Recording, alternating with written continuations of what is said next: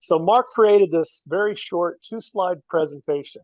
So the first step of the process, decide what queen to keep. So this would, you would do this if you had a strong hive and you had a weak hive and you were able to find a queen in the weak hive, but she might be small, she could be sick, things like that.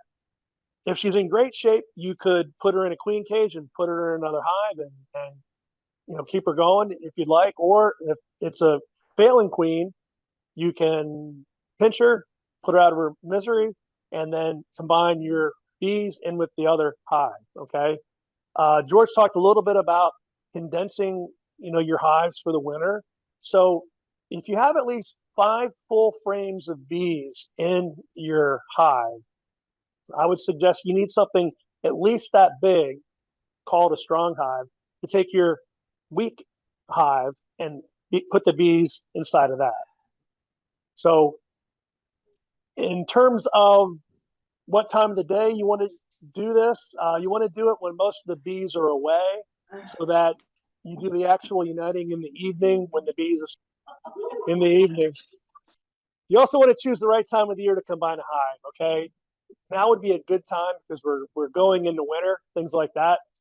You can combine hives anytime. If you lose a queen in the spring, she goes out, or your hive swarms and she's lost, doesn't come back, doesn't get mated, you can't find her. You can also do this in the springtime, summertime as well. But I wouldn't combine any hives too much longer. November might be too cold. That's just my opinion. Ask 2 beekeepers the same question, you get 50 answers, right? So early fall is a good time. Use the right newspaper. So most newspapers are printed with soybean oil.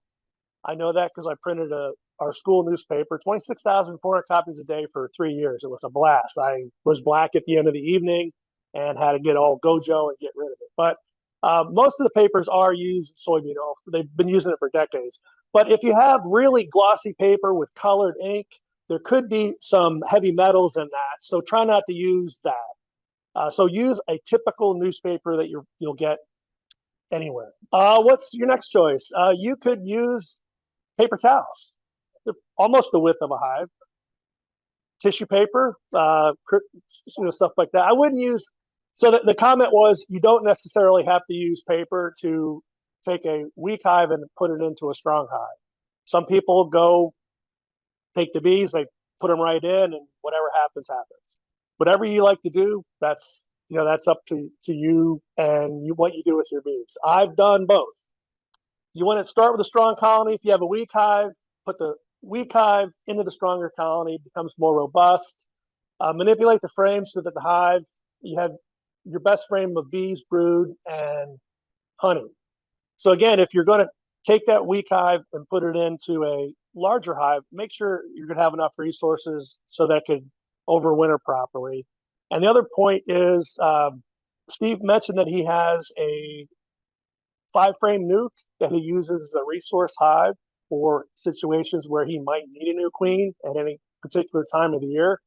George mentioned you can very easily overwinter bees in a 5-frame nuke. So use that as your discretion. If you have a queen and your hive is just too big in a 10-frame or 8-frame, you could always take that, even if the population is low, and put it in 5 frames in a 5-frame nuke, just as another option for you so that your bees can survive. This is the picture that Mark had, newspaper.